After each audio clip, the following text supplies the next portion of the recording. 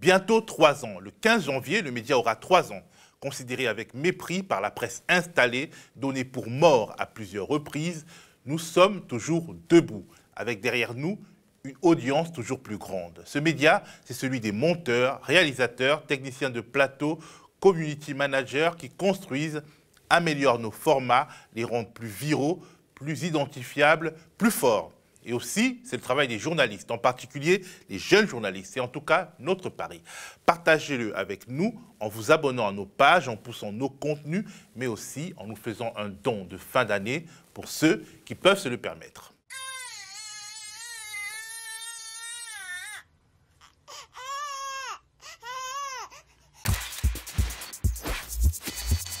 En cette fin d'année 2020, on a appris via les médias des nouvelles qui sont à première vue contradictoires. D'un côté, la France aura atteint cette année le nombre symbolique de 10 millions de pauvres. Le taux de croissance de l'économie a dégringolé avec une récession de plus de 11%. Et de l'autre, le CAC 40 a connu son meilleur mois en 30 ans en novembre dernier. Comment expliquer cette curieuse déconnexion entre les places boursières et l'économie réelle? J'ai voulu poser la question à Paul Jorion. Anthropologue, ex-trader, Paul Jorion s'est rendu célèbre pour avoir prédit la crise des subprimes en 2008. En mars dernier, alors que les bourses mondiales dévissaient avant même que le Covid-19 se répande dans le monde entier, Paul Jorion affirmait dans une interview qu'il nous avait accordée que la crise financière mondiale était déjà là. Et pourtant, 9 mois plus tard, les pauvres trinquent, les artisans et les petits entrepreneurs sont au bord du suicide, mais le CAC 40 réalise des records. Je lui ai demandé comment il expliquait. Ce qu'on appelle la valeur ajoutée, c'est le profit, c'est la capacité pour quelqu'un de revendre quelque chose plus cher que ça a coûté. Alors dans nos sociétés, il y a deux types de personnes qui peuvent faire ça. C'est la personne qui a une entreprise et qui regarde les coûts de ce que ça a coûté de produire un service ou de produire une marchandise et qui revend plus cher que ça. Il y a un profit qui apparaît là.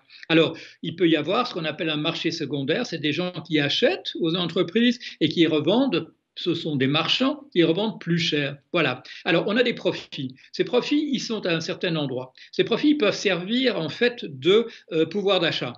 Des gens qui viennent de faire du profit, les marchands et les détenteurs d'entreprises, ceux qui sont détenteurs ou détentrices d'une entreprise. Mais la plupart des gens sont des travailleurs. Ils travaillent. Donc, il faut que d'une certaine manière, ces profits qui ont été faits par les gens qui peuvent faire du profit se retrouvent entre les mains des gens qui, eux, travaillent. Il faut qu'on les emploie. Alors, dans une situation comme celle de la Covid-19, on a vu, on n'emploie plus les gens. Alors, il y a une autre source possible pour le pouvoir d'achat, c'est les interventions de l'État, comme le RSA. Mais pour cela, il faut que l'État intervienne, et il intervient dans la plupart des pays sous la forme voilà, de chômage partiel, etc. Mais il faut que les entreprises comprennent davantage que pour qu'on puisse acheter les produits et les services qui ont été produits, il faut que d'une certaine manière, ceux qui font les profits, les marchands et ceux qui dirigent les entreprises, en fait, se délestent d'une partie de cet argent-là pour qu'ils puissent se retrouver comme salaire, pour qu'ils puissent servir de pouvoir d'achat. Alors, dans une société comme la nôtre, quand le travail s'arrête, eh bien, immédiatement, il faut que ce soit l'autre source possible qui intervienne, l'État, et ça se fait avec retard et sous forme partielle, comme le dit l'expression partielle, dans chômage partiel. Donc, le mécanisme n'est pas tout à fait au point. L'autre chose, le fait que la bourse aille si bien, c'est un paradoxe, et c'est un paradoxe dû à une question purement technique. C'est artificiel, c'est purement artificiel, mais ce que ça révèle, c'est le fait que le capitalisme est en train de se gripper complètement, qu'il est en train de s'effondrer. Pourquoi? Parce que l'augmentation du prix des actions est liée en fait à ces injections massives d'argent par les banques centrales qui restent calées dans les banques, qui restent calées dans les entreprises et qui ne se retrouvent pas sous forme de pouvoir d'achat. Pour résumer, la réaction des banques centrales qui ont volé au secours des places financières via ce qu'on appelle le quantitative easing et qu'on peut illustrer certes un peu grossièrement en prenant l'image de la planche à billets a été plus forte que les actions des États destinées à soutenir le pouvoir d'achat du grand nombre de personnes dont les revenus ont baissé ou disparu en raison des mesures de lutte contre la pandémie. À première vue, le monde de la finance est le gagnant de cette période de turbulence si on le compare à celui de l'économie dite réelle. Pourquoi Paul Jorion persiste-t-il donc à n'y voir qu'artifice et à penser que le capitalisme va se cracher. Le prix des actions dépend d'une certaine manière des taux d'intérêt. Et comme vous le savez, les taux d'intérêt sont très très bas. Pourquoi est-ce qu'ils sont très très bas? Parce qu'il y a plus d'argent dans le système que le système ne peut absorber. Il faudrait qu'il se retrouve dans les mains des travailleurs, mais ça, on le voit bien, ça ne se fait pas. Alors, qu'est-ce qui se passe? On a des taux d'intérêt négatifs, et vous savez bien, le système capitaliste, il dépend des rentiers ou des capitalistes, c'est l'autre mot, c'est-à-dire des gens qui touchent des taux d'intérêt. Quand il n'y a pas de taux d'intérêt, quand il n'y a pas d'intérêt qui sont versés, le système commence à se dégrader.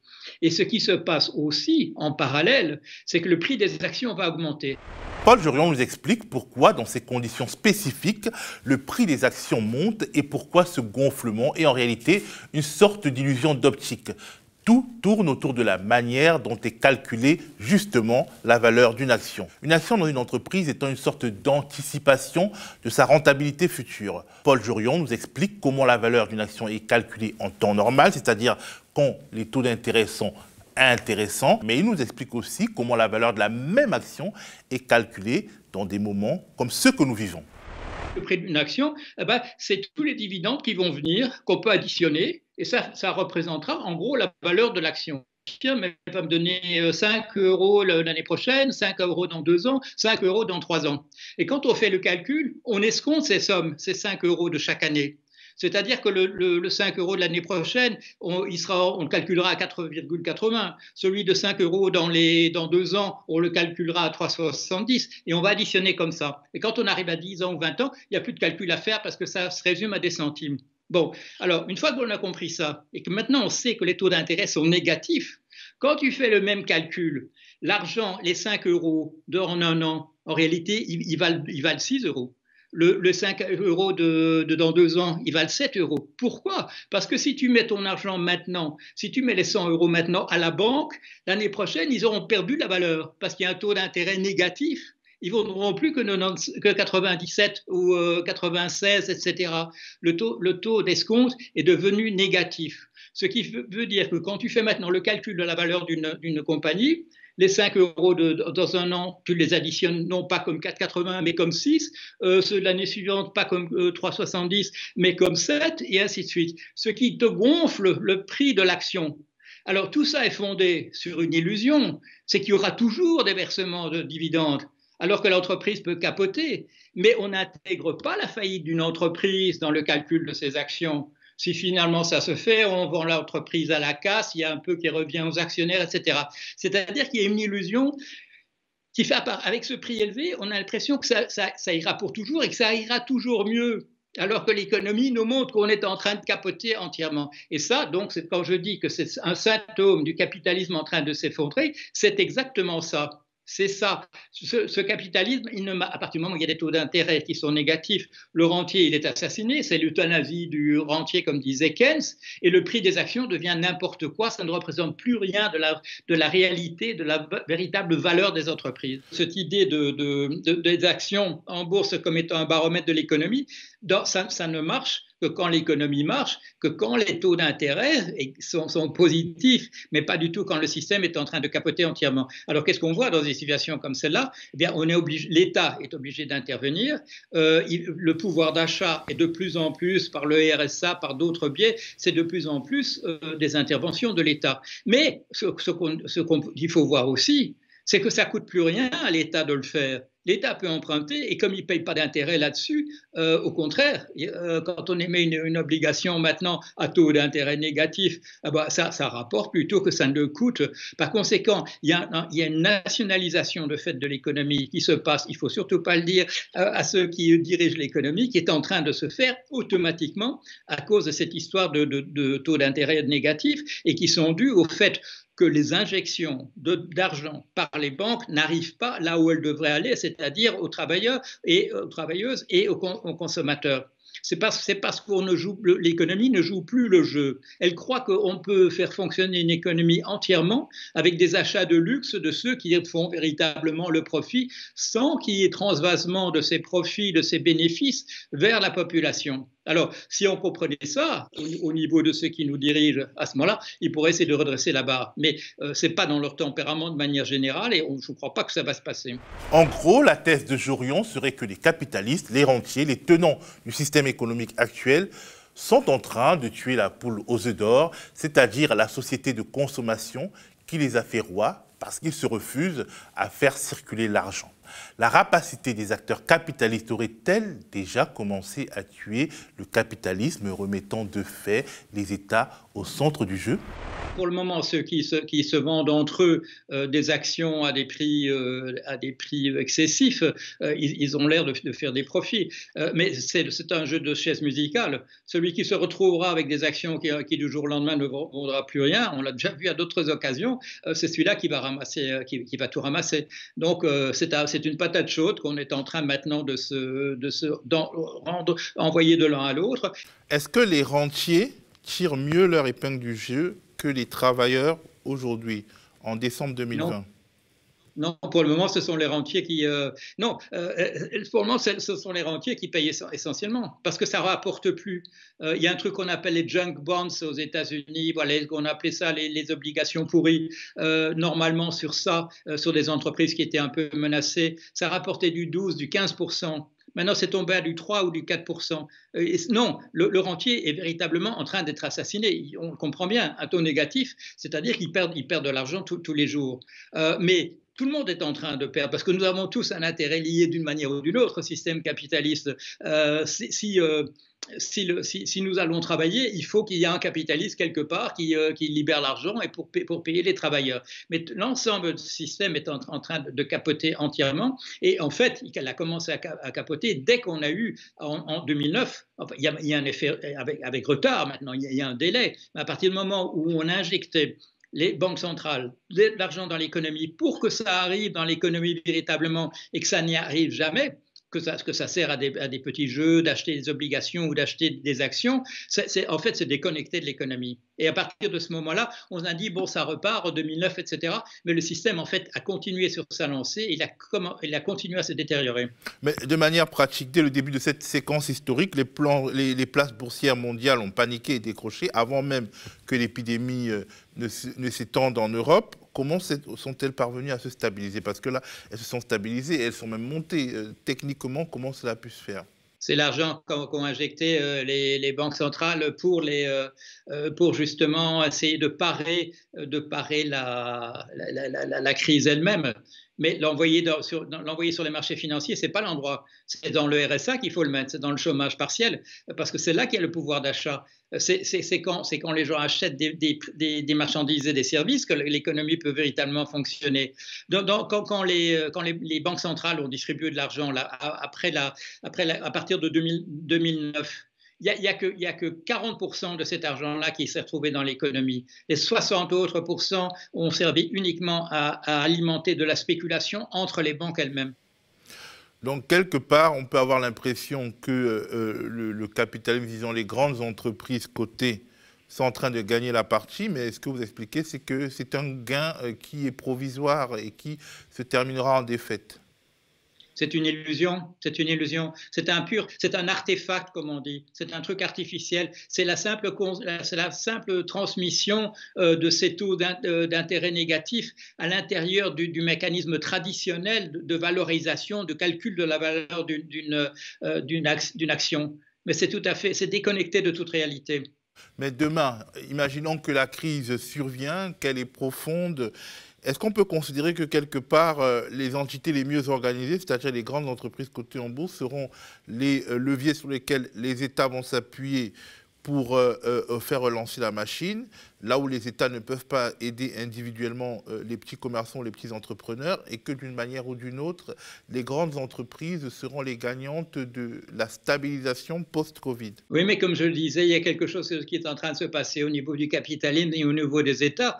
Plus les taux d'intérêt sont négatifs, plus les banques centrales vont injecter de l'argent qui n'arrivera pas véritablement à devenir du pouvoir d'achat, plus il sera simple pour les États de simplement emprunter en sachant qu'il ne faudra pas rembourser ça tout de suite et que ça ne débouchera pas sur des versements d'intérêts puisque ça ne coûte plus rien. C'est-à-dire c'est le glissement qui est en train de se faire parmi les employeurs parmi ceux qui donnent de l'argent aux gens, il y a un déplacement, et il s'est déjà amorcé à partir de 2009. La fonctionnalisation, dans la plupart d'entre nous, sous la forme d'aide au chômage, sous la forme d'aide à ceci ou cela, pour le moment, les petits commerçants, ils sont portés à bout de bras par l'État, il faut bien le dire. Et pendant ce basculement, ça coûte de moins en moins cher à l'État de prendre la place de ces grandes entreprises. Et ces grandes entreprises, il faut s'en souvenir, elles nous ont toujours, elles nous ont toujours roulé par du chômage à l'emploi en disant si vous nous donnez 10 milliards ici ou si vous nous donnez 20 milliards là, on va créer des emplois avec des équations du MEDEF qui disait ça va représenter 1 million d'emplois, etc. Nous, les travailleurs, il y a longtemps qu'on n'y croit plus, mais les États continuent d'y croire. Et maintenant, on a de moins en moins besoin de ça. Dans cette part de l'argent de la richesse nationale qui va venir simplement de l'État vers les gens, elle est en train d'augmenter. Il y a une nationalisation de fait. Et je dois dire, mon collègue belge Bruno Coleman, qui est un libéral, même un ultra-libéral, à partir de 2009, il l'a dit, il a alerté mon attention là-dessus. Il a dit, il y a une nationalisation qui est en train de se faire en sous-main, en coulisses. Il a attiré mon attention là-dessus, mais il a raison. Et dans une crise comme celle-ci, ça apparaît vraiment en lumière. Si la thèse du grand retour des États se confirme, est-elle forcément une bonne nouvelle dans nos pays où les élites économiques et la classe politique se mêlent au point où l'historien Emmanuel Todd parle d'aristocratie stato-financière? Pour être clair, si Bernard Arnault tombe, n'est-on pas quasiment certain qu'Emmanuel Macron l'aidera à se relever avant toute autre considération? L'enjeu, donc post-Covid, l'enjeu politique et économique post-Covid, c'est qui va contrôler les États? Est-ce que ce seront les oligarchies préexistantes qui vont se ressaisir des États pour récupérer ce qu'elles ont perdu? Ou alors est-ce que ce sont les peuples qui, d'une manière ou d'une autre, vont contrôler l'État? C'est ce que vous essayez de dire. Oui, là c'est... Voilà, ça c'est à nous de décider aussi, parce qu'effectivement, quand il s'agit de définir le type de système dans lequel nous sommes, c'est effectivement une démocratie de type classique, mais avec une dominante d'oligarchie, des grandes fortunes. Mais les grandes fortunes, je l'ai rappelé, leur pouvoir, c'est le chantage à l'emploi. En disant si vous augmentez, si vous ajoutez tel impôt, si vous réintroduisez un impôt sur les grandes fortunes, je pars ailleurs, je vais. C'est de plus en plus difficile pour ces gens de dire je vais ailleurs. Où est-ce qu'ils vont aller? Où est-ce qu'ils vont aller véritablement? Et la seule possibilité qu'il y a pour eux, c'est véritablement de reproduire du pouvoir d'achat dans la population. Jusqu'ici, on a essayé de jouer, on a essayé de remplacer le pouvoir d'achat de la population ordinaire par les biens de luxe et des choses de cet ordre-là. Et ça, on a vu entre 2009 et maintenant, c'est tout à fait massif. Mais une économie ne peut pas fonctionner uniquement à vendre des diamants et des manteaux de fourrure. C'est pas possible. C'est pourquoi? Parce qu'avec le vieux proverbe, les pauvres n'ont pas beaucoup d'argent, mais ils sont très nombreux. Les riches ont beaucoup d'argent, mais il y en a finalement tout au sommet, il n'y en a pas énormément. Et puis qu'une fois qu'ils ont acheté 12 yachts, l'acheter le troisième, pour eux, voilà, il y a un rendement marginal qui baisse, comme on dit en termes d'économie. Quelque part, ce que vous dites nous fait penser que parallèlement donc à cette crise économique et à cette fausse embellie financière, il se produit dans la société française et dans d'autres sociétés du monde, dans d'autres sociétés industrielles, un phénomène de renforcement du caractère autoritaire de l'État avec la surveillance massive qui est incarnée par la loi sécurité globale et même la remise en cause des droits fondamentaux comme la liberté de conscience et de culte à travers la loi sur le séparatisme. Et si demain donc l'État est le grand gagnant, les États sont les grands gagnants de cette séquence historique, et que ces États sont dans les mains de ceux qui, par ailleurs, sont les alliés historiques, les alliés de classe du grand capitalisme, est-ce qu'on aura gagné quelque chose dans le fond? C'est-à-dire qu'en fait, on voit quel est le système qui marche dans le cadre de la Covid en ce moment.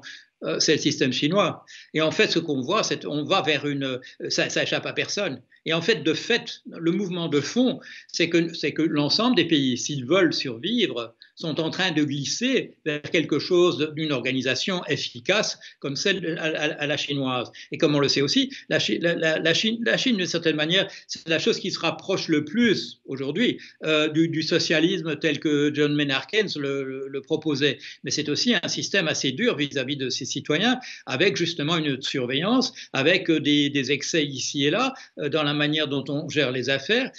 avec je dirais, une mise entre parenthèses, partielle au moins, du droit de l'individu à dire moi je, auquel on laisse beaucoup de place chez nous. Mais le danger là, bien entendu, c'est de respecter un système qui ne nous transformerait pas purement et simplement en une société comme une société de termites ou une société de fourmis.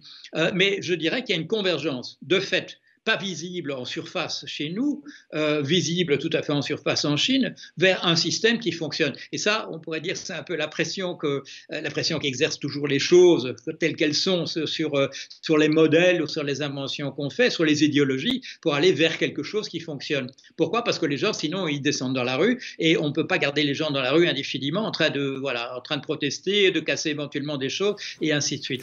Vous dites que d'un point de vue économique, la Chine ressemble à une idée du socialisme keynésien, tout en étant un pays autoritaire.